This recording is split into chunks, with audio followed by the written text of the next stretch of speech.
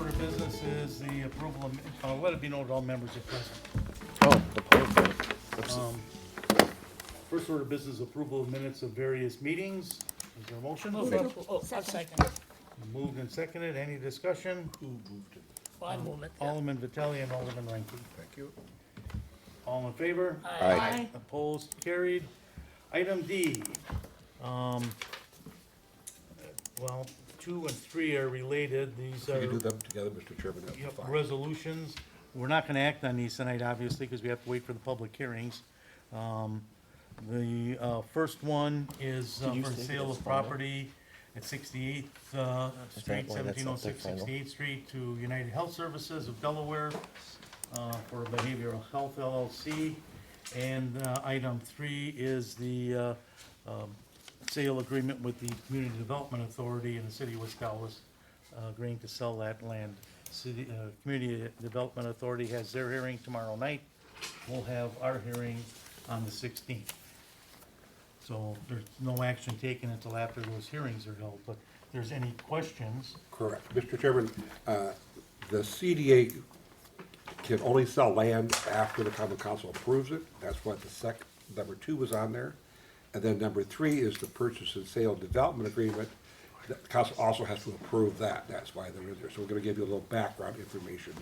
There'll be a public hearing before the CDA tomorrow evening, and then it comes to the council in July 16th for your, That's the we special have a use hearing hearing. for the special use. and this, all 3 items, whether you approve then or in August, whatever you get around to disposing of them, but that's why they're separate items. So we'll go through it very quickly. Patrick, if you'd like to give us a background. Sure. Well, just recall that the CDA owns the land on 68th and Mitchell. It's around 7.5 acres of land. It's the former Milwaukee ductile foundry. What's proposed by UHS is a $33 million development, a 120-bed facility. It'll have around 250 jobs. They plan to commence construction by this fall and open by 2021. The city is selling this land for $750 for all 7.5 acres. $750,000. Yes. I forgot the few zeros. No TIF dollars to the development, and then we're also offering new market tax credits to help with the financing of the project. Again, the hourly wage for those employees is around $55,000, $26 per hour. This would have a benefit of bringing people to the neighborhood. If you looked at the whole development of the 33 million, if we looked at 40% of that total development cost, it would be around $350,000 per year in taxes generated by the project. So it's gone through Plan Commission, and Plan Commission recommended adoption. For the site and landscaping architectural review and for the special use, not for the sale or the development agreement. And just kind of outline how this process has moved. UHS conducted door-to-door with the neighborhood. I think at the previous meeting, many of you attended the CDA meeting where they outlined their neighborhood outreach. They had a neighborhood meeting on June 13th. We had an introduction presentation by UHS on June 19th. And the Plan Commission acted it on June 26th. And then tomorrow night is the public hearing for the sale of land. And then Common Council will have the agreement and special use on July 16th. So that is the status of approval for the project. Please, on future presentations, instead of saying common council approval of agreement, say Okay. common council consideration, Okay. because it's just assumes that we're gonna approve it, and that's not necessarily true. Okay. I just saw that too, and I go, whoops. I think because we write the resolutions, you resolution to approve. We'll make sure I it doesn't understand happen. that, but it gives the wrong impression to someone just looking at the agenda and saying, well, they already made up their mind, and that's not the case. Okay. And now on the purchase and sale agreement, I think you asked to combine these two topics together. Again, it's the purchase price is for the 7.5 acres of land. It's $750,000, and they're buying it as is, whereas. And then we've already received post-closure modification from the DNR for the site. So that means we're selling a brownfield site. We went to the DNR per the site plan and said, if this was built, can we get no further action on this site? And this is that's what is acceptable to UHS to buy the site. So and then from there, they assume all environmental responsibilities for the property. The developer will obtain, as mentioned here, and the developer must self-finance the project and then provide a guarantee of performance for the TIF. So this is saying they're going to start this fall and be built by 2021. Guarantee of performance for the TIF, there is no TIF. But it's just that they will build. Oh. The idea build, is not that a if we TIF. don't have that, then we have to have the questions how we acquired the site, because we have acquired around $2 million worth, $2.8 million in costs to date in that TIF for buying the properties and doing the environmental work, et cetera. Okay. We have to pay those off, so. Got it. And we have Brian Randall representing UHS if anybody has any additional questions that they'd like to be on asking us. So, What time will the hearing take place? 6 o'clock tomorrow. All right, thank you. And that pretty much sums up the development agreement. In this case, without the TIF participation, we don't have too many nuances or anything with the agreement. It's pretty straightforward, so. Do you have any questions? Anyone have any questions? Comments? Mr. Chair, Alderman Weigel. I had asked that the notification area for this public hearing to be expanded beyond the general distance, and I know I talked to John about it, and he assured me that he did. Do you have that map, that notification area map? I can get that to you shortly. Well, I just wanted to verify that we went like east of like. Yes, 71st. Steve will be here in a little bit, and we can talk to Steve again. But we did go to, I think I showed you that map, the 70th or 71st Street, and we actually would have, West, west of 71st or something. yeah, we went even east beyond the, I think we went like 500 feet instead of 200 feet. So we would have, even went on the other side of the industrial property, whatever neighborhoods were over there, we took that up too, so. Well, that was my point. The 200-foot rule just covered a lot of industrial. Yeah. Yeah, Right. so, just at the very first, we got a big broad area. Thank you. Okay, if there's no further questions regarding items 2 and 3, we'll move on to item 4. This is a Brian, if you would like to, thank you very much. Thank you. You're welcome to stay. Thank you. Number 4 is a resolution designating proposed boundaries and approving project plan for tax incremental district number 17, Lincoln West Corridor, City of West Allis, Wisconsin. Mr. Steble. Thank you, Mr. Chair. We got this proposal from a developer who wanted to buy the former Weir Steel building and tear that down and put a motel on. And then he said that all his development costs could not be covered by a market rate hotel and asked for a TIF. And we said, well, we will take a look at that and evaluate it. And we'll talk about in a moment how we did evaluate it. We even did something differently. We usually hire SB Freeman to take a look at the economics, for the internal rates of return and cash on cash returns, and making sure they're only getting market rate for the developer. We have Allers to help us evaluate the proposal, and this project, we also hired a construction firm to help us look at the cost, so that we know what the base cost is, because usually we end up, we also have a cost sharing agreement that if they, a cost savings, agreement, that if they save any money on the cost, we get 40% of it. Well, we wanna cut that down to as little as possible, so we're squeezing them from both ends. And we're not gonna ask you to approve this, but we're still working on that squeezing process. And it appears that we will be coming back with a recommendation for a TIF, but we don't know the exact dollar amount. Right now, it's gonna be like 1.4, what they asked for. By the time it gets to the council on the 16th, it may be a little bit less, but not substantially. Want to give you a heads up on that. Did you say 1.4? 1.4. Thank you. And Patrick will go through, it'll pay off in about 8 years. But Patrick, if you'd like to give a Right. quick rundown. So, all of you have received a copy of the TIF plan, I believe, in your packets or in your emails. The proposed TIF this is 102nd and Lincoln. This is the former Weir Steel building, so you're looking north. This is the building looking south. This building would be raised and a new hotel would be constructed in this general area. The developer will divide the site into 2 lots, one for the hotel and then for future development, kind of an outbuilding. The hotel will have 4 stories, conference room, indoor pool, fitness center, pretty much your conventional Holiday Inn and Express. It has gone through Plan Commission and has received recommended approval. The hotel has received their flag approval back in March, and the site value for the hotel will be around $12 million, and they have a future building of around 16,000 square feet that would have a value around $3.5 million. So on this site, you would have around $15 million worth of development. They have around a $16 million development cost all in, so. And looking at the boundaries for the TIF, this is the Weir Steel site on the upper right-hand corner. We looked at a broader spectrum in this area to see how we can maybe attract and influence development in this general area. There's office building right here, which was the former Maritime Bank building, then Layton State Bank. It went up for auction. It's Several been, years, and the church, we're trying to get it into a private redevelopment. We're just talking to brokers about, hey, if you really need something, we might be able to take a look at helping do something really big. Can you tell us what that is? so when we look at the Weir Steel building's assessed value, it's around $1 million. And you can see with the level of investment in this area, it could be a significant increment gained. So if you looked at the broader area of the TIF, we would have around a $12.4 million base. There's around 17 properties within that, in that area. The developer provided us a breakdown of what are the costs that are increasing the budget, and then provided us a range on the high end, low end, and then the averages, and what his spectrum might be. And some of these have come down, but he's asked us for $1.4 million.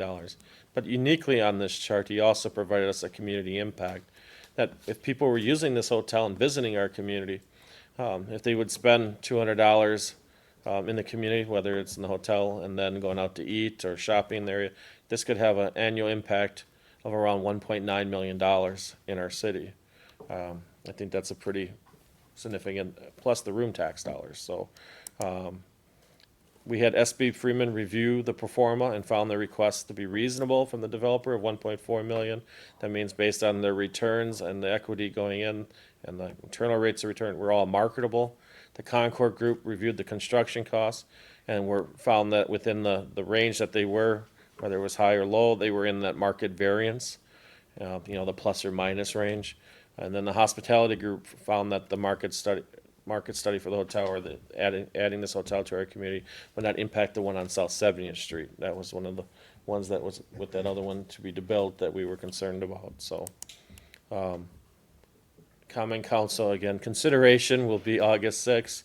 It should be, 6th, and then the 13th would be the next joint review board meeting. And tomorrow night is the public hearing on the boundary and the TIF plan. Then we looked at the broader area. This is the building that's been for sale for some time, is 1.7 million. It's come down and considerable in terms of value. And then we have 4.6 acres that are owned by Mary Queen of Heaven that are for sale. We've heard there's been some movement, but then we also heard that it's been fluctuating, so it remains very fluid So on the church. Okay, so there were some rumors that there was an accepted offer by another nonprofit to buy that property, but apparently. I heard it's fluid, yeah. It's not cast in stone yet. Which, And we talked with the brokers about keeping an eye, because we want something that's taxable, and It's if a we big- have to, we might be able to help. big piece of property to be, if we get it back on the tax rolls, that would be great. So the economics of the TIF, if you looked at this, is 1.4 million would go to the developer.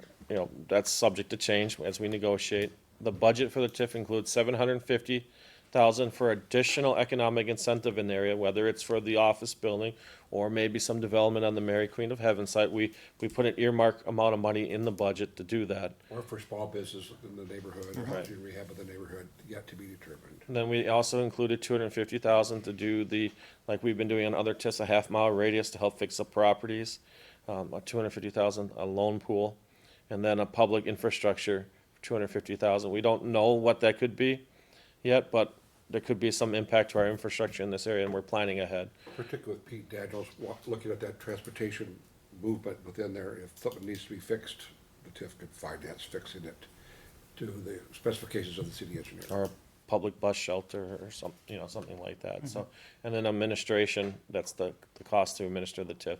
So we had a TIF budget of $2.8 million. The $12 million base and how the TIF performs is 8 years to pay off that amount of money once the TIF is up and going. So, It would probably be the fastest payoff TIF we've ever had. so Great. that's the economics of that. Mr. Chair? Alderman May. My understanding is that there is a church group with a offer to purchase for the amount that's being asked. Lutheran group. We had also heard that the Archdiocese rejected it. Yep. We don't know. Okay. I mean, it's still fluid, but But should we be including that in our development assumptions? It's included as We didn't include it, as income in 2022, no. or development assumption in it has, 2022. none of the land outside of the Weir Still site have been really included in estimated values. It's in the TIF pro forma, It's is in what the he's pro talking forma Yeah. about. for that and a medical office Oh, building. yeah, those two are the big drivers. But if those drop out, I think in reality, we should be talking about adding another 3 years onto that TIF. So we're probably talking 2031. So there's a value, is it 2.5 and 3.5? 3.5 for medical office and 2.5 for the church.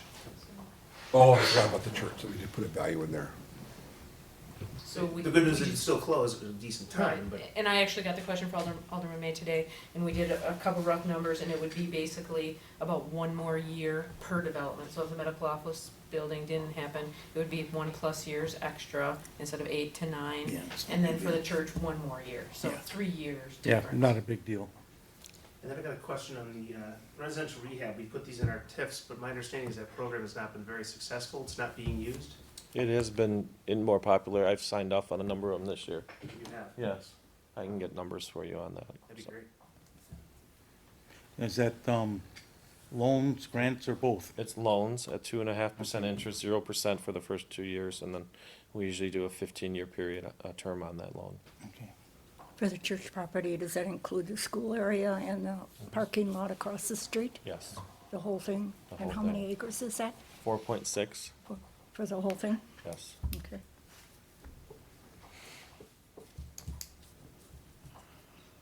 Thank you, Mr. Chair.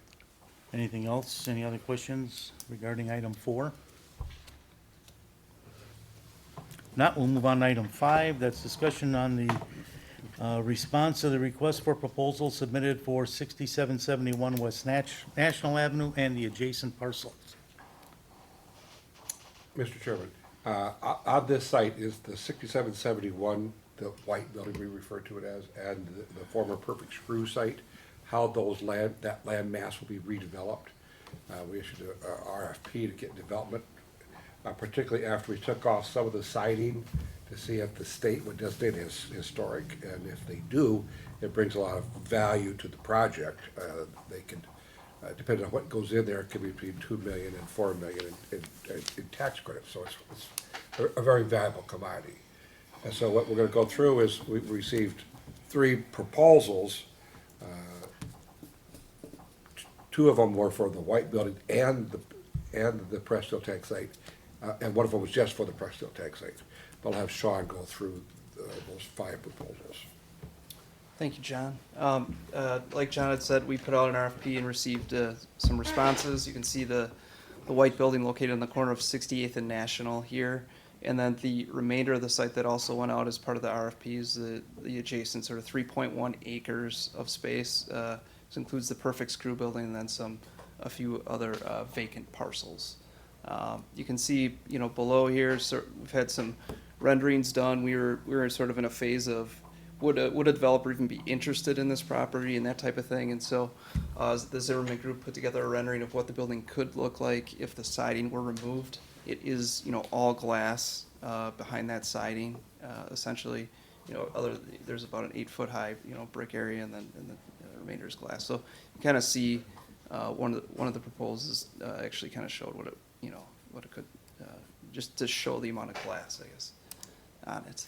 Again, these are the areas that went out for the RFP. This is National Avenue, 68th Street, Mitchell Street, and then the railroad tracks. Number 1 is the white building, and then parcels 2, 3, and 4 is sort of the adjacent properties that were put out as part of that RFP. They're sort of broken down to the right here. So just to show you where the status of this is, we did briefly on June 19th present these to the CDA. The CDA indicated an interest in one of the proposals that came back, the BOM group, which is an event space, which we'll go through in detail, which is part of the historic rehabilitation part of the RFP, preserving that white building, putting in event space, and doing some interesting things. We also just put together a review team just to get a really close look at these proposals and just get an idea of their economic and impact on the neighborhood and things like that. So the BOM group is proposing, that's they're proposing to do a historical rehabilitation of the white building, proposing to create a really interesting event space, which we think could be have a major impact on the area. They also would like to do some food production along with it, and a kitchen incubator, which we think there'd be a high demand for, and along with some additional commercial space. You can see this is a view of how they think the interior of the building could lay out. There's a second floor, partial second floor space that they're showing here, and then this is sort of their view from the ground floor of sort of the shared bar area and some of the event space, and sort of you can see all the windows and glass, wood ceilings and things like that. There's a layout of it. Again, this is National Avenue here. The 10,000 square foot event space, which we think could be a huge draw, would have smaller commercial tenants that would support the event space itself, along with they may just have interest in being in the area, utilizing the farmers market, things like that. Their proposal has these at very affordable rates, so it wouldn't be space like we maybe see in some areas, some developments where it's just left vacant because it had a high price put on it. Very It would be designed affordable. to get subsidized enough to be able to get a low rent, to get set-up businesses, beginning small businesses to get started. So occupancy won't be a problem here. It'll probably be a lot of turnover, but that's kind of the concept, to get people started that want to start a business, or maybe we do, expand a business, that type of thing. And so that's what this space would be designed for, the event space, and then this sort of shared space in between. And then they're proposing this brown area, they're proposing like a brewery or something of that nature for that area. And then the food production space, and then sort of this green area is like a cafe off towards West Mitchell Street. So we think this could be, the group thought this could be a really nice use in the area, could trigger some interest in, people come here for a wedding or a corporate event or something like that, and now you're in the neighborhood, you might come from out of town, and so you might stay in a hotel, you might check out some of the restaurants, stay a day or two and things like that. So we think it could be a huge draw. The building's could be a landmark, and it could be the most, interesting visible building in this whole neighborhood once the building's removed and it's restored. And so we think it's a good use of what could be a landmark building. We also have a proposal from another very reputable developer, J. Jeffers and Company. They do a lot of work in the city of Milwaukee, a lot of historic rehabilitation work. We were really excited to get a proposal from them.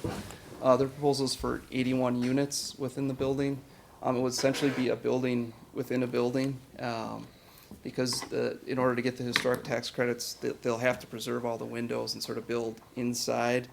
And so their proposals the units would be great, and it's a very nice proposal. And they partnered with a senior living group called Matter Development that were proposing to develop the adjacent site, and we'll get into that detail in a little bit. But all these developments could be broken up into pieces any way they want, mixed and matched and that type of thing. So if the council were to choose Jeffers, you wouldn't have to choose the senior. Our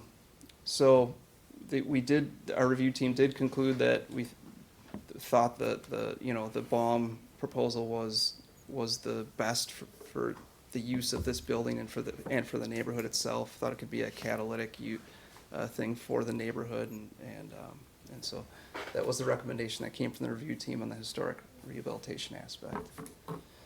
On the other sites, it wasn't as conclusive. So it's 3.1 acres of land adjacent that we had talked about. We received 3 proposals: the 40-bed physical therapy rehabilitation center, that 72-unit senior living facility I just mentioned, and then we also received, they actually proposed with BOM, this 90 Mandel group, partnered with them in this 90-unit multifamily group development.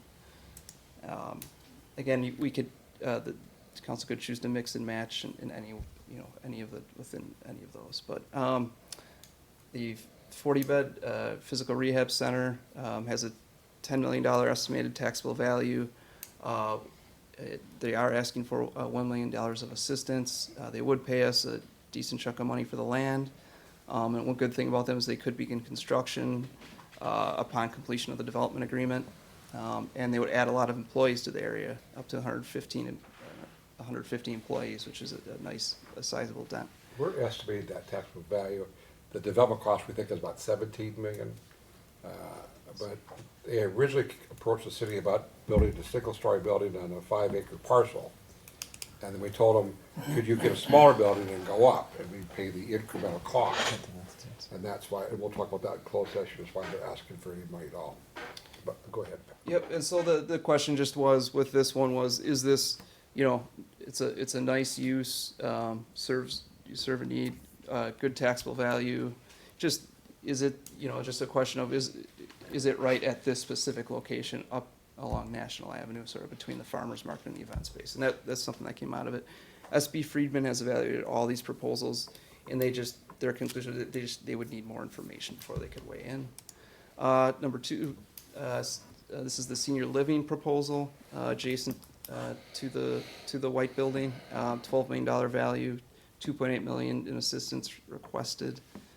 They could start upon completion of the development agreement. And again, similar concern from the review group to the other one is, you know, nice proposal. Maybe, you know, is it the best at this specific location along National Avenue? The third proposal is for the market rate units from the Mandel Group. You can kind of see their layout down here. So here's the white building. This is how they would lay out the apartment units. Just a view of what they could look like. We didn't get a ton of information along with this proposal. They just basically gave us the taxable value and the number of units, and then their construction schedule from the west, which they're currently building, to Sona to this would essentially be their cycle. They thought they could get to this by late 2020, but again, we don't know how much they're asking for and things like that. So kind of inconclusive in that regard. The group thought it might be a nice stabilizing force for the other investments in residential investments in the area. SB Friedman couldn't weigh in on this because of the lack of information. So basically, you know, the review group was excited excited about the event space, and sort of inconclusive on the rest of it at this point. And we're gonna take that into closed session? Yeah, we'll talk about it in closed session. Okay. Next one, too. Item 6, discussion letter intent submitted by Capri Restaurant Group for the property located at 6610 West Mainfield. As you may recall, there was a proposal to buy that property by a private party for a car Oil change. Oil change. company. Change, yeah. And we spent millions of dollars in this neighborhood. We wanted to revitalize the neighborhood, so we bought it. And now we have Patrick talk about a couple of proposals to buy it. We have a letter of intent from Capri Restaurant Group to buy the property for $625,000. I'll get more into financials in closed session, but it is a signature project that would be catalytic for the neighborhood in the sense that it's creating a destination versus the oil exchange or oil change business that would be there. Here you'd be attracting people to come and be entertained, come to the neighborhood. And he's a known commodity in terms of a business owner in our city, and he's been doing I shouldn't say him. Abby and Chris have been performing quite well at their current establishment, and this would be not in that model, but in something a little bit different. And I'll go a little bit at in closed session. There is another group that today just emailed me expressing interest in the property, and they have within the last month looked at the property. So, and we'll talk about that in closed session. Just a quick What are question. they asking? Oh, I'm sorry. Gary? Mr. Alderman Chairman, Barzak. quick question, with Capri, would they close down their other location or No. have two? Two. Thank you. Mr. Chair, what are they asking for the building? The CDA owns the property, and Oh. we have it listed for $650. That's what we- 650, that's what we- That's what we're asking for. 650,000. Okay, Now, thanks. but we'll talk about that later. Yeah. Item 7 on the agenda, discussion relative to the redevelopment of Chris Hansen Incorporated in the area 92nd and Lapham. It's another closed session item. Okay, hold it, okay. Item 8, discussion relative to issues regarding utilization of the former Sam's Club and Beyond Vision pilot. Hold that? Or you want? Yes, we'll hold that. Okay, we'll talk about that in closed session. Item 9, an ordinance to amend subsection 12.06, definitions in subsection 12.10, general provisions of the RMC relative to motor vehicle and small engine repair in residential districts. Thank you, Chairman. Hello, everybody. So the status of this is that the Plan Commission had recommended approval of this ordinance previously, and then Council heard it on the June 4th, and it's held in committee right now.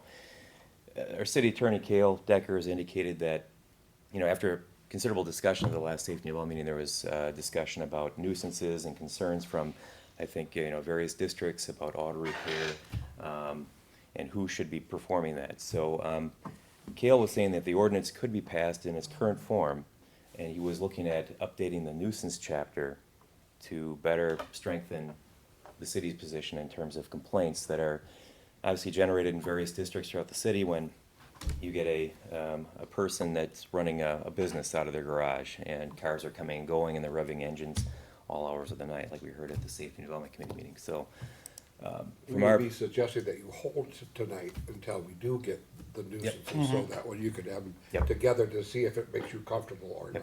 And then, Mr. Chairman, also, on top of that, you said running a business, but somebody that's a hobbyist that is continuing working on a car for like maybe 6 months and constantly working on a car, I All think sorts that of needs to be, nuisance. addressed Or also, has a- not just a business, so. Right, has a cabinet shop on the side and building cabinets in his driveway and, sawing and I think, pounding I and think the all whole that sort of idea is thing. too, is gonna be like the noise, the nuisance things that keep Exactly, you up it's in gonna the be early in the whatever- morning or late at night and. Right, this is gonna When be you don't wanna be nuisance disturbed. activities, not just working on a car. Right.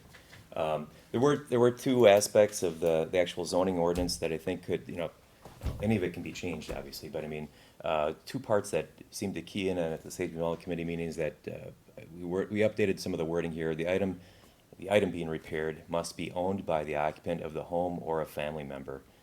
I guess we were trying to wordsmith that a little bit. We can perfect that, but, and then the other thing was, daytime hours versus nighttime hours. Certainly, no one wants to get woken up in the morning or kept up late at night, so we wanted to focus in on any kind of repair or work taking place should only be during daytime hours and not after 10 p.m., not earlier than 7 a.m. And it certainly, that could change as well, too, if you wanted to play around with those hours at all. It's all on the table, so, Good. yeah. So we'll hold this until we get some recommendations regarding the nuisance ordinance. Great. Mr. Chair, You want me? I think at our group committee meeting, a lot of us were there. There were some of us who said it went too far, some people thought it didn't go far enough. I would almost just rather get rid of it and do everything based on the nuisance ordinances. Why can't a person put grease in their camper tires or, Well, change a tire, all that kind of It's stuff? certainly a possibility. Right now, we say they can't do any of that. Exactly. I'm saying we're stepping in the right direction, but Yeah. not far enough in some ways. But at the same time, I want to be able to, these other concerns where we control it through environmental factors, and so. I just want to let you know, it was more than just that, of course. Right. Yeah, and we're open to increasing the language, decreasing, simplifying, however you wish, yeah. So. Yeah, Mr. Chair, like I addressed before, the fact that, I had maybe, in 31 years, I had maybe 1 or 2 complaints about somebody that was doing repair for other people, But the fact was taken care, between building and zoning, and the, and everybody else, really, the police went there, which they told me they couldn't do that, so finally they stopped it. So the fact is, what's really the amount, that we incurring in such problems, really, in overall, really, what's the percentage? The percentage, I think, I would say maybe it's 1%, really. you know, for 60,000 some people in West Allis here and 20-some thousand homes, what's really the percentage that we're facing on a daily basis with gripes and complaints really from neighbors because they're doing repairs in their garage? Alvin Barzak has got a neighbor, which I agree with him, that's kind of nuisance, you know? So, but what I'm saying, what's really the percentage that we try to create a storm of concerns, you know, which that really are there or not, you know, Well, really? You know, Alderman- that's Alderman my Vitale, gripe, you know, I really. agree with you, it's been very, very lightly enforced. However, if you're the one that's working on your car and your neighbor's complaining and you're the one that's being told by building inspection that you can't work on your car all of a sudden. Well, that's wrong. But that's the way the ordinance is, that you It can't is, do yeah, it. right now, that's what we So that's have. why we're looking at changing it. I mean, Yes. I'll grant you, I had the same impression you did at first, you know, leave it alone, but if it is being enforced, which building inspection is doing, we gotta let people work on their cars, their boats, or whatever else in their drives. I mean, I do it, I think probably all of us do it at some time or another. Yeah. Yeah, what, Mr. Chairman, what it'll do is open the floodgates for people to work on it more. Yes. So the complaints will probably get greater rather than less, because right now, I agree with you, it's probably Very little. very Yeah. low, Yes, 0.105%, extremely low. Yep. But the teeth is there to shut somebody down that's abusing it. Once we pass this, it's gonna be like your ordinance that you introduced for having trucks in your yard. Now they're everywhere. You know, there's commercial trucks in everybody's driveway and they're in the alleys and then same thing when you introduce the fire ordinance. Now everybody's having fires all over. And like I have one, you know, smoke comes in your windows and stuff like that because the houses are so close to each other. And this is gonna produce the same thing. It's also now gonna produce that, hey, now I can work on my car. And people are gonna start to really, really work on a car. And it's become more of a problem. Yes. So we're gonna go from, we're fixing something that's not broke and we're gonna make it worse, is what we're doing. Sure, that's, Yeah. I agree with that. Any other comments? Not, we'll move on to item 10. Item 10 is the ordinance to amend sections 12.30 residential estate district, 12.31 residence district, 12.37 residence district, C1 central business district, C2 neighborhood commercial district of the RMC relative to short-term rental uses and updating definitions within section 12.06. Mr. Steeble. Mr. Chairman, this ordinance will help us deal with the short-term rental issue. And one of the problems or impediments is the zoning ordinance. So that's this part that we'll be dealing with today and next week or whatever we want to deal with it. And then also, as a companion, will be the health department, rules and regulations and other restrictions. So there's two parts to this, but this is just part one, so. Yeah, the health department part will be in license and health committee. Right. This part, state law was clarified, so that these are permitted in these districts. We cannot write zoning, to prohibit Airbnbs or those types of situations. So I think we want to get a better handle on it, and I see in the state budget this year, they passed a methodology where, Airbnb is registering now with each community, letting, apparently the communities, they're supposed to let them know what properties they're handling. We have to have a mechanism set up for these people to pay the taxes to us and to the state, because there's taxes owed. We have a number of people running these operations right now in West Allis where there's very little regulation. We have one or two that are regulated, others advertise on various websites, and we really have no idea what kind of condition the rooms are in that they're renting, where they are, if they're in a basement with no fire escapes or anything. So we want to get a little better handle on this. Actually, the hearing's in August, I think. Yeah, just a point of clarification, the presentation here. The Plan Commission did approve it, recommend council approval on June 26th. The public hearing is scheduled for July 16th. However, in crafting the ordinance, we realized we had to change some items in 1219, which weren't captured in the title that we published. So we're gonna republish it for August sixth. Okay, so we're not gonna hearing on We can July still 16th? conduct the hearing on it, well, we could probably, We'll cancel the hearing. we could probably cancel the Just hearing. cancel it and do it just, for the yeah, 6th, do it yeah. once, and All right. that's the easiest way, But yeah, least. so if you want, we can go over the quick little presentation here, but Sure, I think go ahead. you covered it quite well, Alderman Lysick, in your overview. But, is to more or less take a look at regulating short-term rentals like Airbnb or vacation rental by owner and others.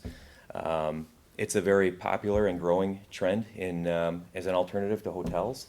I've stayed in some across the nation.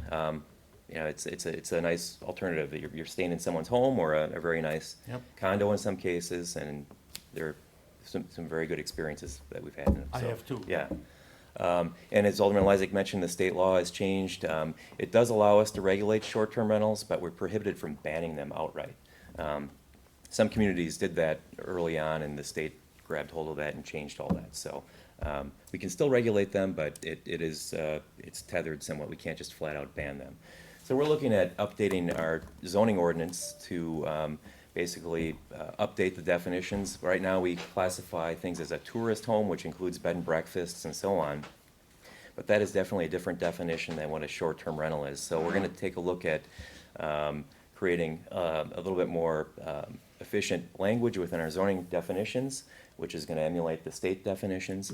And then we're gonna also look at removing the zoning barrier. In other words, we're gonna allow these, we'll get into the next slide, we're gonna allow these in residential districts and commercial districts, but the licensing portion is gonna be the part that has more teeth to it, and then there's also gonna be the other component with respect to room tax and so on. But that's outside of the zoning. So licensing and the room tax would be separate from the zoning process. We're focusing on the zoning.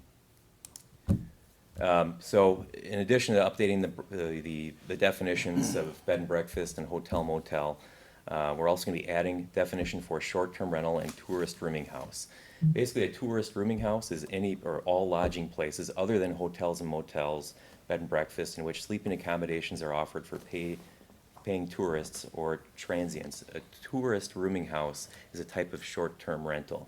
And then short-term rental is just further defined as residential dwelling that's offered for a fee for fewer than 29 consecutive days. So So a tourist rooming house would be like a hostel. yeah, exactly. But I mean, a short-term That's rental. the new term for it. It's a new term, right? Yeah, exactly. Not really new, but Yeah. Yep. Quite very. rooming houses is from the 20s and 30s. Yeah. Yeah. So we'll allow them in all of our residential zoning districts included within your RA1, RA2, RA3, RA4, RB1 and 2, RC1 and 2, and then C1 and C2 and C3 would be also allowing these rooming home short-term rentals. Bed and breakfasts would be special uses in the RA districts. Did I jump ahead too far? Yeah, so, but, yeah, so we're basically gonna freshen up our zoning ordinance with short-term rentals as an option for people. We are getting calls, and it's kind of we're in a hard place right now where we have to tell people you have to go through a special use process, which we feel is a rather cumbersome task for, these things that could potentially pop up at, various residential locations. Do you want to have a public hearing each and every time we have one of these? Well, No, that's- no, because you Yeah. can't deny them anyway. Right. The state says you gotta permit them, Right. so it's silly to have So a it's- special use for it. It's a cumbersome task. It's a lot of fees involved, so we feel it's best to just have the licensing be more of the, Mr. Chair, I believe it's a great idea. yeah. The world, parts of Europe, they've done it for years. They're the same programs, People doesn't have to, if you really know, there's a ways for you maybe perhaps to save money. There's a place you can call, it costs half the cost. They serve breakfast, bed and breakfast, but very cheap dollars, really. And those programs, they had those for a long time, Yeah. Talk about, if you go to Rome, you can search for those locations, you'll be saving money, To me, it's not a bad idea, really. Road trip, that's right. Yeah. We'll go explore those for you. I think we need a case study. Two things on this. We may proceed with the public hearing on the 16th. If we reevaluate this, so that some people will be allowed to have it for the state fair or whatever sooner than August. Oh, or- if that's an impediment to someone Yeah, having it. or, at least we'll at least do the other in August. And we also have to review what the governor signed today for the state budget, as how that addressed this whole issue, whether it Yeah, so that's- is even applicable anymore. I would think that we just allow whatever's gonna happen during state fair happen, and let's have this and have Yeah. it done, do it correctly rather than doing it Yeah, twice. well, we will get it, we'll see what we can do to expedite the process, to make sure that we don't inconvenience the public. Mr. Come Chairman, on, Michael. I'm just wondering, are we envisioning, so as a permitted use, so there'd be an annual inspection by? It's gonna be up to license and health. Okay, and I just wanna know what you guys think. Yes, we're gonna have inspections and An annual, requirements or and like a all one-time that. inspection when they get started, or an annual? And is it gonna be health and fire? I mean, I'm just trying to get a temperature of the room here, how we see this going. I agree I- with you, Marty. It should be an I- annual inspection, really. I look at it as an annual inspection by building inspection, number one, to make sure that it's up to code. And fire certainly, to make sure that, they're not in the basement with no fire escapes and that type of thing. Health department, yes, a once-a-year inspection I would think would be adequate. I don't know if you have to have an every-year inspection by building inspection and fire. I would think maybe every second year or something. So, we're calling these bed and breakfasts, because when I stayed in them 15 years ago, and they were typically included, the host brought you breakfast, or provided breakfast. Provide a breakfast. I think a lot of them now, you were just provided with a kitchenette. We're not gonna call this a bread and breakfast. Well, we are calling it a bread and But no, we're redefining, we're taking it out and making it defined. Defining everything. There's a separate definition actually for bed and breakfast, where you actually, and it's, the state recognizes this too, so it's different from a short-term rental, Right. so it's completely different, Okay. a separate license. I would say if Yeah. the house is providing a meal, definitely the health Yeah. department should be in there checking on that. You still want them checking for Yeah. bed bugs and Yeah. things, Yeah. Alderman May. What about things like parking? If a person rents out their house, for short-term rental, and 6 college buddies wanna get together for a weekend, and they come out and all the streets parked up with 6 vehicles, I mean, are we controlling any of that through? We Yeah. had not anticipated dealing with that through zoning. If you wanna deal with it, you can deal with that through licensing, but we have not anticipated dealing with that at all, the parking situation. I mean, we do have, We're, through licensing, we'd say, give us a description of your parking, give us a description.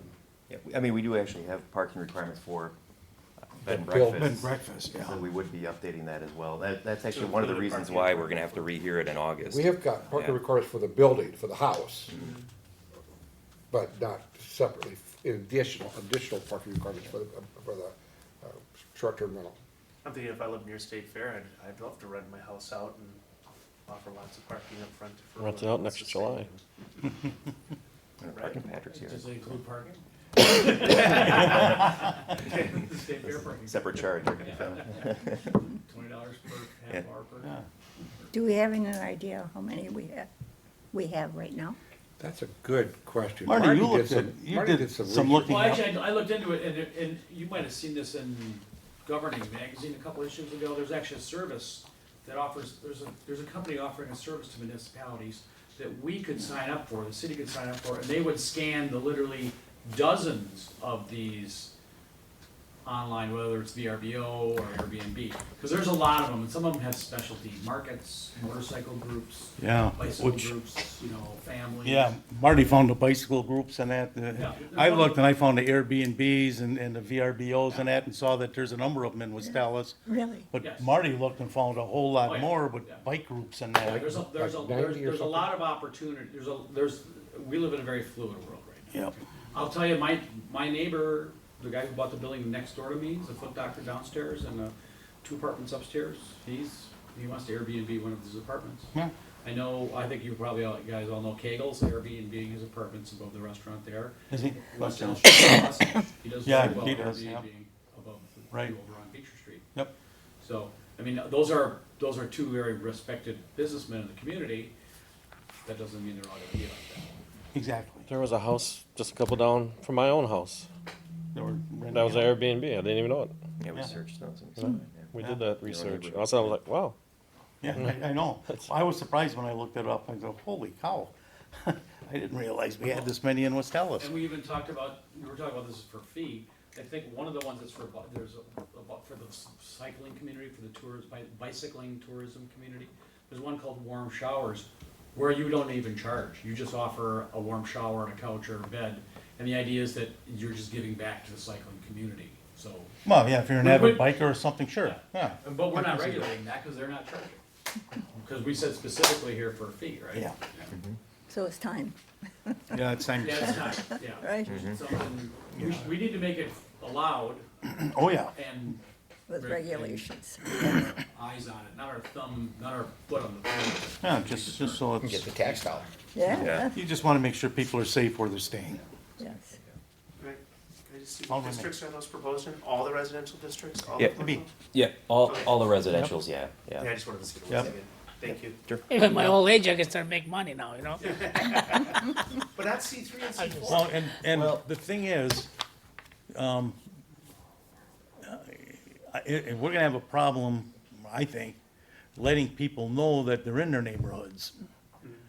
Because, you know, with the neighborhood watches and everything, you know, you see somebody strange going in and out of somebody's house, and you say, hey, they left her on vacation, and we got strangers going in and out of her house, I'm gonna call the police, you know? That's happened unfortunately. And so, you know, we gotta make sure that, or at least try to make sure that See it people are happen. aware. You Well, might maybe wanna we talk wanna to your let- neighbors. Yeah, Yeah. So my question is, why not C3 and C4? Um, There are some It is, residential. it is gonna be included within other, I mean, our zoning ordinance is pyramidal, so if it's allowed in C Oh, two, it's it one of goes, it those, goes yeah. up to C three and so Got it. on, so that's, yeah, that's why it's that way. Will we have a signage requirement for these Um, kind of homes? Right Maximum now, I size. think it's not necessarily, I signage mean, is I think it allows a certain 2 square feet of signage, if you wanna put a little thing up that says Airbnb or whatever. everyone I've ever stayed at doesn't have any sign. It's usually just the address. Yeah, Yeah, there just is the no address. sign. You Oh, get the that's address better. and you go there. You wanna They avoid tell that, you I where the think key it'd is and, be a mess, Little really, when it lockbox. comes Yep. to that, you know? You've already gone online and rented it. Yeah, I would just stay right. out of It's it. all Then you paid get for, squatters. everything in advance. Yep. Okay, if there's no further discussion, we'll move on. Item 11 is an ordinance to repeal and recreate section 12.45 M1 Manufacturing District, excuse me, of the RMC and to create a new subsection called Industrial Districts with a light industrial district and a heavy industrial district. Definitions being updated in this section 12.06 of the RMC relative to certain industrial districts. To accommodate the very heavy industrial and lighter industrial, we're trying to create it, to break up the ordinance into 2 parts. Many cities have it. West Allis might have even had it 20 years ago but actually when West Allis had 2 zoning ordinances in one, and we combined them when I got here. And now we're trying to bring it more modern and bring this out. So Steve, I'd like to. Sure, we go real quickly over this, but I mean, so the Plan Commission recommended approval May 29th. The council public hearing was on June 18th. There's some finalization that we need to sort of get together. I need to get together with Cale and his team and just sort of go over the final language, definitions, make sure we're legally on solid ground. Because we're defining some of the terms within the new ordinance, much more so than we have in the past. So we want to make sure it all makes sense to everyone involved here, and for the benefit of our business community as well. We want to be fair. So, and then ultimately, the council decision would be, I'd like to get it on the August 6th council. I mean, sooner is better, but I mean, I think August 6th would give us enough time to meet with Cale and his team and make sure we can work out all the remaining issues, and then move forward with the new ordinance. As John mentioned, we're sort of separating we have one industrial district, which covers both light and heavy right now, but it's all mixed together. We want to separate those two a bit to create a little bit more predictability between the low-intensity light industrial uses and the heavier industrial uses. And by heavy, we mean, you know, you can kind of picture some maybe in West Allis, like freight and trucking terminals, high-intense manufacturing production, batch plants, forge, casting type of shops that have a high potential for creating nuisances such as smoke, vibrations, smells that may not be the greatest neighbors to live next to. And then within the actual zoning ordinance itself, we have a use category, manufacturing and industrial uses, and then there are actually specific uses under those categories. And each of these, in some cases, are defined to better define what exactly we mean by, you know, a foundry or a batch plant. And then there's also, over here, it tells you, here's the M1 allowances, where it's allowed, if we take a look at batch plant, for instance, under the new ordinance, it would not be allowed in an M1 manufacturing zoning district. However, it would be a special use in an M2, a heavy industrial. And then if you go over one more step, there's a set of use standards. So if I want to open a batch plant in West Allis, I know I have to be in an M2 heavy industrial zoning district. And I could refer to the map to see where those are located in the city. And then further, I'd go to the set of use standards, and I'd get a look at some of the at least minimum standards that I'm going to have to achieve for that M2 district site. For instance, perhaps separations from other non-industrial properties, screening requirements, outdoor storage requirements with respect to height of materials and setbacks, air quality, and just the other things to reduce the impact of the surroundings. Would be very specific standards within the district. And then as far as once we have an ordinance adopted, we need to also start thinking about where we want to create M2 districts. Should we look at places like the waste transfer station area on the east side of town? The unit drop forge area is another possibility. Avalon Rail, the Siemens property to the northeast side of the city, the northwest side of the city, near Quad Graphics, Signago, in those areas. And then there's also perhaps some opportunities west of Highway 100 where you have some trucking terminals. So I think there's ample opportunity to create, obviously, some M2 areas. I mean, this is just a snapshot of a concept, but that'll be the next, once we get the ordinance adopted, we'll have, I guess, the next ordinance we'll bring forward, would be the mapping exercise to where exactly do we want to put the M2 districts. Yeah, I do agree with that, Steve, based on the fact that who knows what the future is gonna bring, really. So why not have something in place, Instead of, then we gotta kind of work around it and we're gonna create one, So I think it's a good idea, really. Alderman May? Steve, how long will it take to create that map then? Well, I mean, Go through that process. I think we just, it'd be a matter of, if we wanted to go with each of these areas or just some of the areas, we'd want to contact each of the property owners that are affected here, both within those areas and probably surrounding, and probably have whether it be an open house or at least an initial communication to them, just tell them what we're thinking about doing, and here's the implications, here's what it means to you, and why we're doing it, and we'd be open for questions, answers, and we could even have an open house if need be, so. And that's why we're showing this map today, to think about, is this the map you want to see for the city? Two parts, one, is this what you think it should be, and then two, for the future, is that what should be there, M2? So we may have something we think is M2 right now in their use, but in the future, we may not want that to be M2.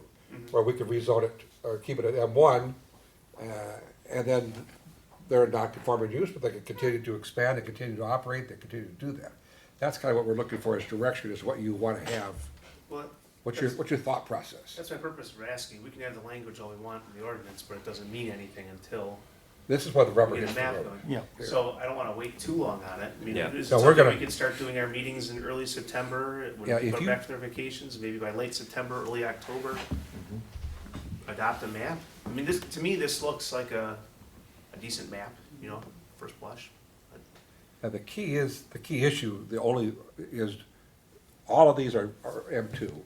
Do you want them to continue to be M2? That's the public What's- policy issue. Well, it's almost three parts, isn't it? So you've got a comprehensive plan that shows that you want it to be long-term, Yes. but you need That's- something for what you want it now. So we adopt the ordinance, we get this map, and then we do the comprehensive planning? That's the whole. Or are you saying do the comprehensive planning at the same time? The comprehensive planning should really come first as to how you want this to be in the future. That's what we're trying to suggest. Now, it doesn't mean that you can't just say any one of those should really be M2. And you could take a look at in the future if you want to have a different zoning. But those are issues that you, as all the persons, need to tell us what you want to do. Does this constitute rezoning for each parcel that is gonna actually be downgraded in zoning? Do we have to notify all of those property owners and have a public hearing for rezoning all of their properties? Yeah. So then we should be doing that ahead of time to let them know that this is coming, so that if they have any objection, we should be sending them a letter and saying, you know, here's what's under consideration, here's what we're proposing, here's what's in the ordinance. We're thinking of downgrading your zoning from heavy manufacturing to light manufacturing, you know, and here's what's permitted, what are your thoughts, we're gonna have a meeting, or whatever. Because I don't wanna be doing this piecemeal It and should having be- 50 business people up here at a common council hearing complaining that they didn't know about it, and how does this affect me? Every industrial property will be notified. Okay, Mr. Chair? hold on a minute. Another idea would be in that ordinance, we could put an effective date on it, effective Yes. January That's good. 1st, and that gives us those few months to work with those property owners. Mm-hmm. An idea. Well, I don't wanna put the ordinance in until those property owners are notified. Oh, exactly, yeah. And then have an effective date. Right. Of, Mr. Chair, I'm my wife. one quick question. I'm looking at the second district and I see a great big light green patch at State Fair. And I'm just looking through the uses here real quick. Park District. Park District, well, State Fair Park, it's Yeah. different than regular park. Yeah.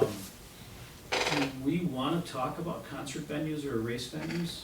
I mean, I understand those aren't industrial uses, are those considered, let's say somebody came and wanted to put in a concert venue, what would that fall under? Is that in here?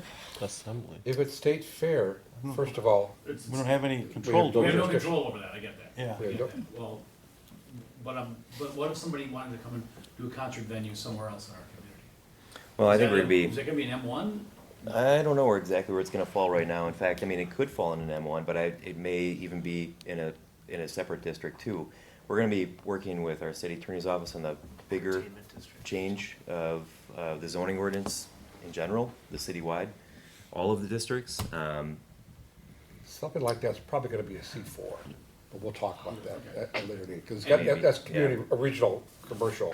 And just for, again, just remind me, State Fair gets to do whatever they want. Well- Correct. We could even, If they don't have a car race for years. Yep. We have, They use somebody- we include them in comprehensive plan because they're in the city's land mass, but they can ignore all of our codes. we could even talk about it for a special entertainment district. Maybe there's a specific overlay district that could be created over the top of commercial now, or if it's manufacturing now. And we had talked to Kale a little bit about that, maybe some overlay types of districts. Maybe somewhat similar to the concept of a planned development district, but maybe not in the sense that we've been applying them in the past. So, yep. All by me. To your point, on the M1, how everything would become hypothetically M1, is there anything not in yellow that would be considered heavy industrial right now? Yes. Yeah. Yeah, there is. Even drop forge. Yeah, they are. Yeah, it's Yeah, right they're- there. they're the orange These- area, or yellow These would be area. the yellow areas outlined here would be potential, Okay. the heavy industrial Okay. areas, so. So I think you captured all the truck terminals, you captured the concrete batch plant, you captured the environmental waste area in the northwest there. I mean, one consideration would be, Transfer do we wanna stations. include quad graphics, for That's instance? commercial. Yeah. Yeah, Yeah. it's, Quad was a real iffy one, Right. Toshiba is. was an iffy one, you know, and we're Toshiba's still heavy. trying to, That's heavy manufacturing. Yeah. Toshiba's heavy. Yeah, AC equipment. yeah. AC equipment's heavy manufacturing, absolutely. Yeah. You don't wanna change them, I wouldn't think. No, How would that adjust your man?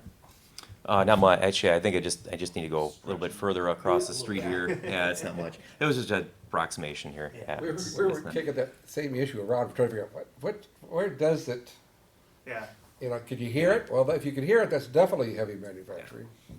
because Quad is not a noisy neighbor. Once in a while, you get the paper shredder going, but, Or you get a squeak off of one of their units on top, right. but they fix it pretty What quick. about the trucks? Their trucks are probably, I I want to know say they're the most minuscule compared to behaved. Zignagel. They, Oh, way better. But- way better. They, I unbelievable understand how that. they obey the speed limit and But if, all I'm saying is, It if could a change, similar but- plant was in a different part of town, would the trucks be a problem? Right. And if- So you may wanna consider printing as heavy industrial. it's kind of like Hanson Lab, you know, they got the trucks too, but They have a few they trucks, take right? it real easy also. Yeah. You never get any complaints from No, I Hanson know, Labs yeah. with their trucks. Blocky, and Zignagel, yeah, because, you know, a lot of Zignagel coming in is not Zignagel. They're, Yeah. you know, private people that are Right. contractors dumping their rubble there to Yep. be crushed, and they can, And some light industrial is gonna have trucks, right? I mean, Sure, Yeah, oh, yeah, absolutely. absolutely, they're gonna have Yeah. trucks, Box trucks, yeah. They're gonna have vans. deliveries, UPS, they're gonna have pickups, all of that, sure. We'll add those two additional that you mentioned Yeah, it as could we be- proceed to go through this, so it'll be there and you can watch. Could be Amazon distribution. Well, that's under your major, that would be an M2. the big, No. you have a Distribution can category be for M1, big, right? big developments or something you have, would you say, Let's see what we have. I don't know if it's, this is, I don't know if I have distribution in here. go back one. Or about a wholesale distribution. Oh, store, here, equipment, material, indoor, general wholesale, warehousing, storage, Permitted in both. yeah. We Trucking, don't have a land mass big transportation, enough for, Yeah, Well, I'm not saying that size, the smaller size ones. They have smaller footprints They are going to smaller. in order to get that Yeah, 2 now they hour. are, Yeah, yeah, and a lot of it too, I mean, it's not perfect, cause right when you think you've got everything called off in here, somebody comes up with a different Oh, use, I and know, there's yeah, always a but little bit you're of an gonna- interpretation, you're always gonna- understanding, Right, yeah, you're always gonna be changing them. yeah. So we've been looking at other ordinances from other cities and Yeah. trying to use the Yeah, best it's a starting practices of spot. what's out there to. Yeah. So, Okay, item 12 on the agenda is an ordinance to amend various subsections of the downtown signage ordinance relative to updating definitions, types of prohibited signs, and updates of the changeable copy signs section within the downtown West Allis signage ordinance. Mr. Chairman, Alderman Weigel, I think, has requested this ordinance. The staff is at best lukewarm, probably opposed to it, might be a better way. We think that they can get what they want without having that, but that's kind of our recommendation. I'll let Steve kind of go through that a little bit more, and then anybody else can make their comments. so the bid, wants an ordinance update to incorporate, changeable copy signs in windows. Like you see, maybe one example is across the street at the furniture store, another is at the body piercing establishment down the road. You'll see them throughout the cities, as in your travels. But, so the bid would like that incorporated. There's currently an allowance for changeable message signs right now in the downtown area, as there is in the rest of the city. But it just has to be designed or integrated into part of a permanent sign, like a freestanding monument-style sign like we have out in front of City Hall. There's an EMC integrated into that. Or a projecting sign or a wall sign. There's an allowance for that right now in the downtown. It just has to be incorporated, not more than 35% of your wall sign or projecting sign. So we've prepared an ordinance to do what the bid and sponsor want us to do.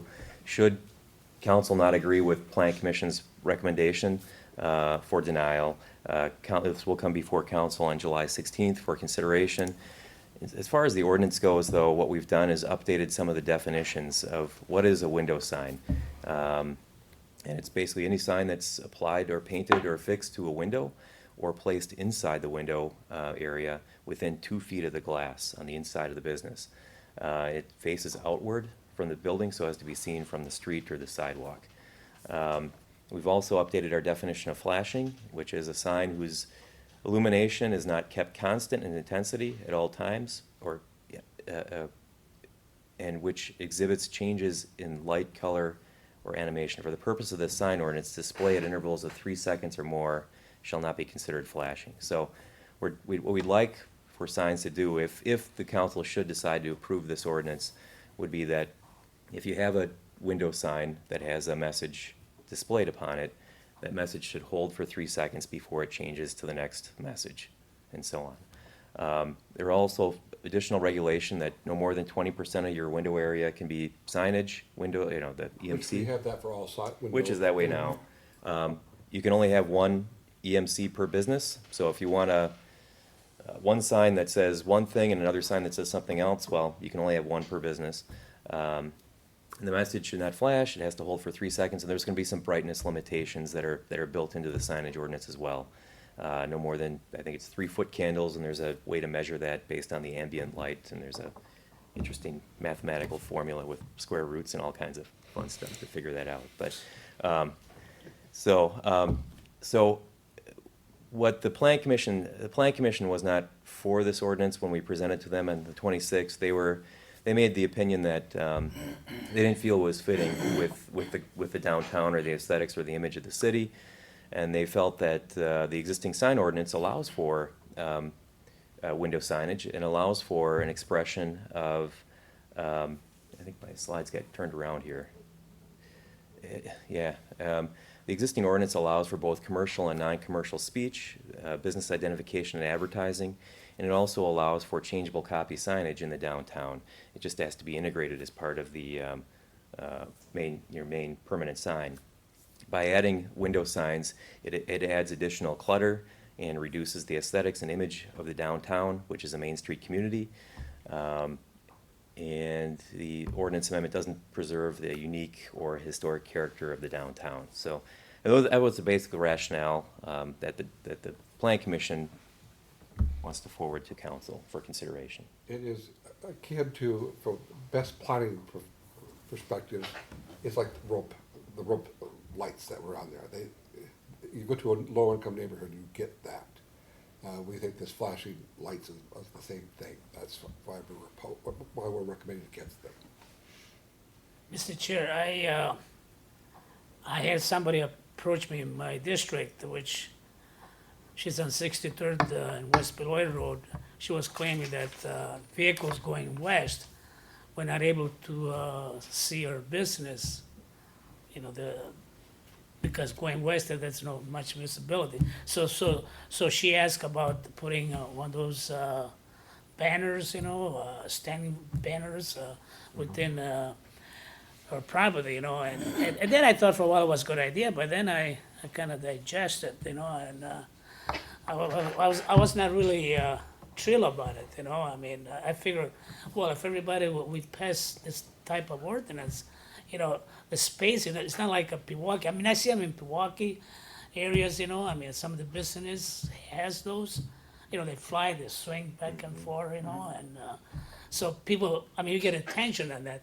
But within our boundary here, within the lot size, the business side, where do you put something like that, I mean, if it's a sidewalk, say downtown Greenfield Avenue, where do you put that? If you put it on a sidewalk, I think it distracts people, traffic, and everything else. So that's why then at the same time, I I asked that Dan from Building Inspection went to talk to her. I said, well, why don't you put a small monument, sign, that people will be able to see it with the, be lights on, and be able to see that it's a tailor shop, on 63rd and Beloit Road. And that's what I did suggested. So I was not inclined really, because I thought it was not a good idea, So I did change my mind, So this case, I think, I mean, it's kind of, about the same thing, really. I mean, and I tried to, more or less what Alderman Weigel had suggested, or moving with this type of ordinance, I don't know if it's a good idea, really, Mr. Chair, if I could? Oh, no. So, this wasn't my suggestion. I agree with it. It was brought to me by the business owners of our downtown. there's really one place in the downtown that has a monument, that can have a monument sign. That's City Hall, okay? So that's a permitted one. We would permit every business to do a projecting sign, if you think about like what they have at Allis or the Crawdaddy's on Greenfield, okay? Under our current ordinance, that would be permitted. So picture if every business applied for and would be granted those jutting out permitted signs, I mean, they'd be permitted, so there's a process to be inspected, you know, but that's what our current law allows, okay? Now, our downtown is made up of almost exclusively small independent businesses, okay? City Hall can afford $20,000 for a sign. Paulie's can afford $15,000 to $20,000 for that sign. Most of our small businesses in the downtown just plain can't. And if they could, they would. I mean, we have a process that would allow them. Picture me, the foot doctor, the bank, the real estate agent, the Swainios, just go down. If we had those projecting signs, which we would currently allow, okay? It makes a lot more sense economically and aesthetically, okay? John said the lights would be flashing. No, they would not be flashing. They would be displaying any message for at least 3 seconds, which means there'd be no animation, there'd be no galloping horses. The sign would say, lunch special for 3 seconds, and I'd ask you to stop and wait 3 seconds. Okay, then it could go to the next message. Okay. Part of what's driving this is the cost has gotten cheaper, yes. And some of them do look really tacky if they're one color and they only have a couple of those red dots and they're really blocky letters, you know. And maybe we need some sort of process where the bid reviews and approves them on, you know, we have 120 businesses in the downtown. I don't imagine all of them would be asking for them, but I do see them in other communities. I travel quite a bit. They're not gonna be flashing. They're gonna be essentially a in-the-window version of what we would allow them if they had the money to hang on, projecting out on the building. Okay. You know who has the money? The chains do.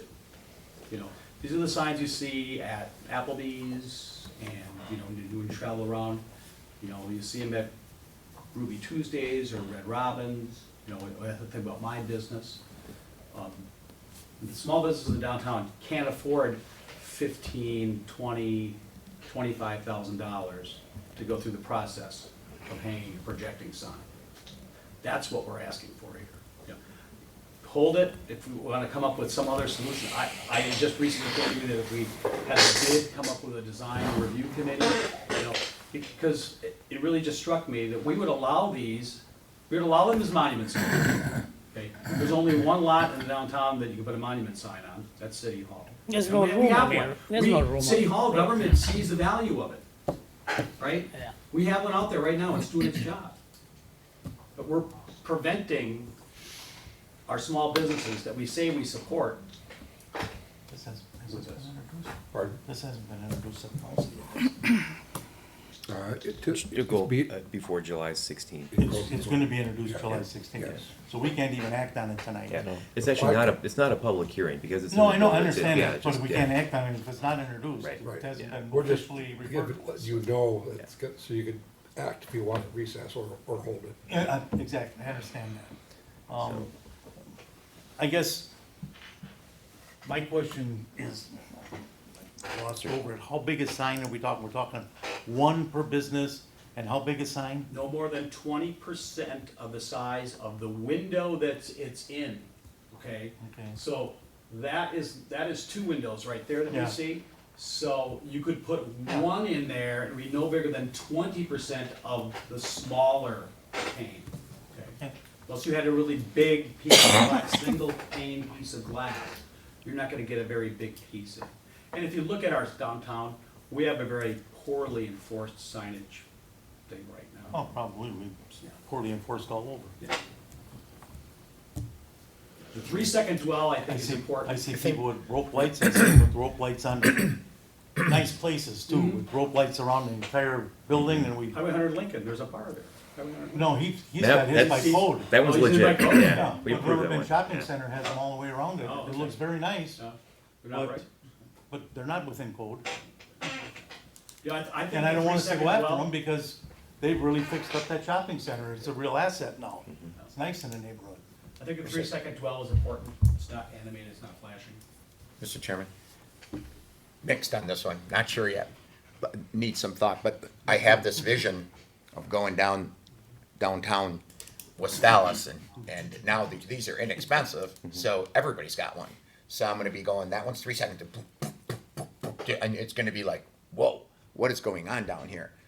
Almost like, going through a carnival ride or something. Well, Petula so Clark did do a if- song about downtown. Yeah. Yeah. Boy, Yeah. you're dating yourself. I know the song, I know the song. I know the Making song, you ugly, I I know know the the song, song. I'm sure. If, Macklemore I just have this vision of, Hey, Marty, I didn't realize we were that old. not a pretty vision, but, so I gotta give it some thought, not sure. I agree, Alderman Barzak. I'm looking at these signs are really not meant for the drivers driving past as much as they are for the pedestrians walking up and down the street, letting someone know they don't have to go inside to look. They can say, oh, Yeah, there's those a would be in lunch the special. windows. Yeah, I know. Yeah. I understand it, but Not projecting out. let's be realistic. There's not gonna be many drivers that are gonna stop and look at signs in a little window like this. It's gonna be mostly for pedestrian knowledge, because once you're there, you're walking down the street, oh, they got a lunch special today, I'm gonna stop. They're usually too busy on their cell phone to be able to look at signs on the buildings. They're texting the message from what they just saw. Yeah. Yeah. Oh, man, Yeah, sometimes less is more, and I think I know. if you have these signs, I think it's gonna be the opposite. People aren't gonna look at them. They're like, Right. Yeah, they're not even gonna look. It's gonna be so That's what I distracting. think. Yeah, They're not gonna look.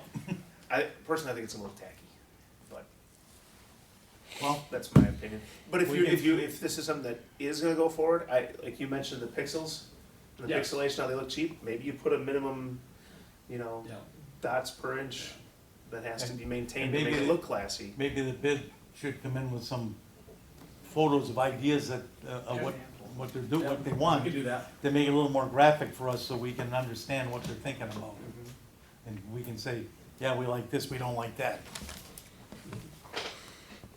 I'll do that. Good, thank you. Okay, we'll now go into Nope. executive session. We have Oh, all no, you these. got those other items, I forgot, I'm sorry.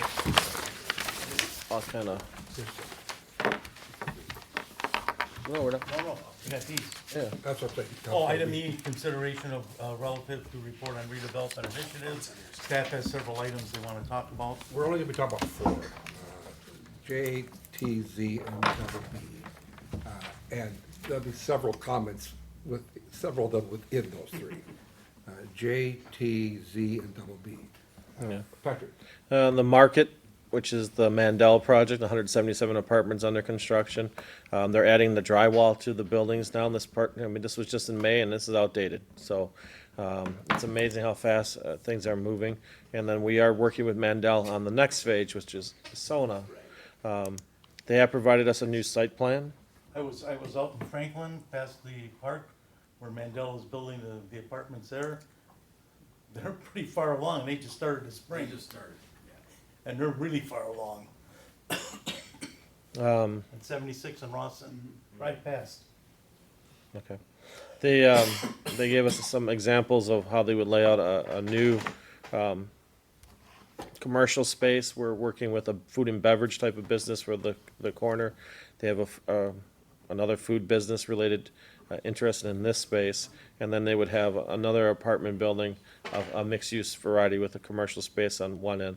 We're in the discussions with them on this, reviewing numbers, but they do have a strong user interested in the corner, so.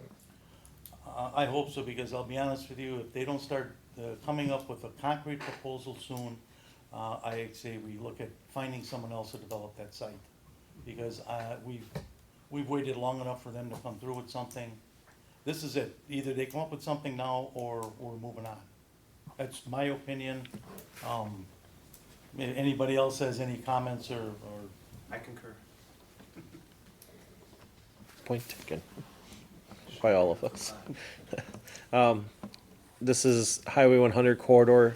There's two categories in here. This is the potential development.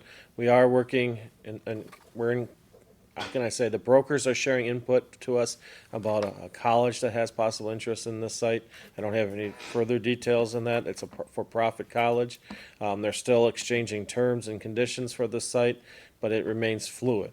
So I can't emphasize that enough. I just share some of the information on what's happening with this. I know there's been a lot of questions why this has been vacant. It has been vacant for over a year. It's been on the market. They've gone through some economics in terms of an appraisal, and they haven't listed out there. So the university is for profit, like I mentioned, but they're also reviewing certain things about how this can get structured. They're talking maybe taking some of the space, and there might be a fitness business that would take a portion of the site. And then there's also talk about taking more of the space and then maybe some housing for students, et cetera, with this university or college that would go there. So this is related to Highway 100. It's kind of a two-phase approach. Alfonso's Pizza is currently at 1119 South 108th Street. And they've been searching for over a year for another location in our city to expand, and they've put an offer in on 9130 West National, that should be Greenfield Avenue, I'm sorry, to buy this property, and they're requesting, I just received it on Friday, an economic development loan packet to help pay for the acquisition of that property. And then as part of that packet, then a Jamaican restaurant, carry out and delivery would move into his other space, and that would be another partnership. So a little of activity in that corridor. The former Burger King, it's been known for some time now that the land underneath Burger King is for sale. When you go by and you see a for sale sign, it's the land that's underneath the building. Burger King renewed their lease, and they have a building that sits vacant on this site. As I said to the broker, I didn't know vacancy was a business. But in this particular case, here's the assessment. $585,000 total for this particular site. This lot over here is owned by Burger King, and then the building, and then the land underneath Burger King is owned by another entity, and that's what's for sale. We do have this in discussion with our city attorney. He is coming up with a plan, but I just wanted to show you a copy of their tax bill here, and miscellaneous property maintenance bill, snow removal charges, weed cutting charges, delinquent water charges were added to their tax bill, and just showing that it has had some public nuisance activity in terms of in the corridor. So just wanted to share that we are reviewing this with the city attorney and to figure out how we can progress to do some. There are some developers interested in the site, but they struggle with the economics on the parcel. Go back. And they are paying the bill on a regular basis. Yeah. And they're paying their taxes on a regular basis. That's the thing I think that Mike and I deal with on a regular basis. Why is that vacant? And we attempt to explain to everybody, but a lot of people just don't, they don't know that, Burger King renewed their lease. I think it's for 5 years, I believe it was. And they're paying the taxes, they're paying the rent, they're paying the bills, but we did get a delinquent water charge, but.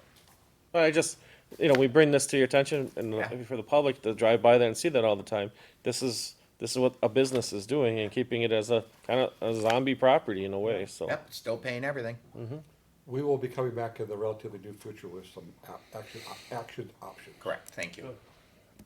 Highway 100 in Lincoln area has seen some interest in the corner of. I can't really disclose too much, but there is some activity on that corner. But we did receive an application in the Lincoln Plaza for 3 tenant spaces for an Anytime Fitness to locate within this plaza next to the Thai restaurant and between the Health Hut. So Several vacancies in there. right. So and then the Highway 100 market analysis and conceptual plan. Council approved Ginsler. We've sent them the draft contract, and then this is the draft timeline with the final approval date or completion date around end of October. I do have a call with them tomorrow to go through this schedule a little bit, hit some of these key milestone dates, and start identifying key stakeholders and people to be part of the interview process. So this is ongoing. This is draft at this point. I just can't emphasize that enough. This is draft. So Beecher Street corridor, we added this to the list because there's been a lot of investment in this particular corridor and a lot of activity. This is the former service station for vehicles. And then there's a plan to convert this into a coffee shop. Why did I go backwards? And this is the current activity. It's the patio's going in, the inside is almost done. It's moving very fast in terms of the coffee shop and brew pub that will go in there. And then the meat market, this is what was there previously, kind of vacancy sitting empty with a vision to turn it into a nice neighborhood meat market. And, this is the current, as of today. The firewall's under construction, the footings are in to get the meat market under. So a lot of activity in this particular area. We did receive an inquiry, or we've gone through a couple planning meetings with a business that's been looking for 6 months to open a brew pub, and they are interested into the former pickle business location. They'll put a brew pub in this location. There is a full kitchen in here. The unique problem or challenge here at this site is there's a garage that they would like to use as their beer garden in a way. And then they have an outdoor patio that would abut the alley. This is all just conceptual right now, but they've asked for some direction about how you see this dotted line here. This is how the public would have to use the or get access to the restroom. There is no direct path through the building because the commercial kitchen is here.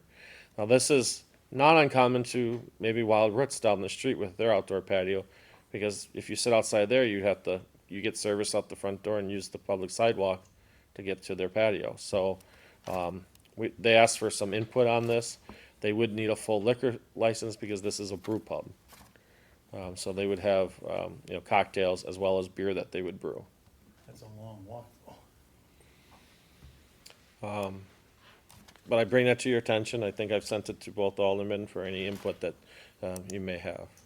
National Avenue corridor, the 6125 West National Avenue, the bank building, actually had 2 interested parties in it, and we understand it's under contract by Red Line Group. They have a pub, British themed pub in the Milwaukee area. So they've met with planning staff. I don't know if there's anything you want to add. We also met with them about 3 years ago. These things take time. They keep coming back. No, they're very Excellent enthusiastic. location for it, it really is. Would be awesome. Yeah.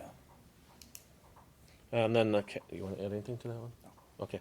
6325 West National Avenue, this was part of Motor Castings, Castech, and this building's been for sale. There is a company that put an offer in on it. We think there might be some environmental challenges on the property, just based on staining on the concrete and things like I that, want to so. mention one thing about this area. This is in the 6 Points redevelopment area, as well as the TIF. But the redevelopment plan has in there one of the correct prohibitions for uses is auto repair. Otherwise, this probably would have already been sold for another auto repair facility. So, doing redevelop plans and masterminding the vision that you have for your redevelopment has some advantages other than just financing. There was a communications company that expressed interest in that property, and he's put an offer in on, and I think he's in discussions with them at this point, so exchanging terms and things like that. Family Video, which is on 76 and National, not certain what's all going on here. Like I said, this is fluid. Steve received a call from a signage contractor asking about sign limits and new signage for different businesses that would go in here, so there might be some evolution of this property here in the near future, so. One may move over, and then when something else come in, not that they'd leave, but Yeah, I'm surprised they have had that space, that larger space for this long. that's amazing. Yeah. So 76 and Hicks is the old dry cleaning business that was here. I think it was a commercial dry cleaner that was at this site. It went through some environmental remediation, and just for everyone's knowledge, it has received DNR's closure, subject to doing some additional environmental capping and vapor mitigation, et cetera. There is a business that's interested in this site for an HVAC business with a showroom and parking and training facility and offices, lockers, et cetera, and then also some service for inventory and things like that. They would like to do something that is of a caliber like this in terms of architecture. Lots of glass. 2-story, high glass, modern look Perfect. for that site. So just bring that to your attention. We've had one meeting So we're Well, we've sharing been- things, We've so. been talking to them for over a year on this site. But now they're serious. That's it. For agenda items 2 to 8, the committee may convene in closed session pursuant to the provisions of section 19.85, sub 1, sub E of the state statute for the purpose of deliberating the investing of public funds whenever competitive or bargaining reasons require a closed session. This committee may reconvene in open session after completion of the closed session to consider the balance of the agenda. Is there a motion to go into closed session? I make a motion. Second. Alderman Barzak. Aye. Alderman Stefanski. Aye. Alderperson Ranky. Aye. Alderman Vitelli. Aye. And the chair votes aye. We are now in closed.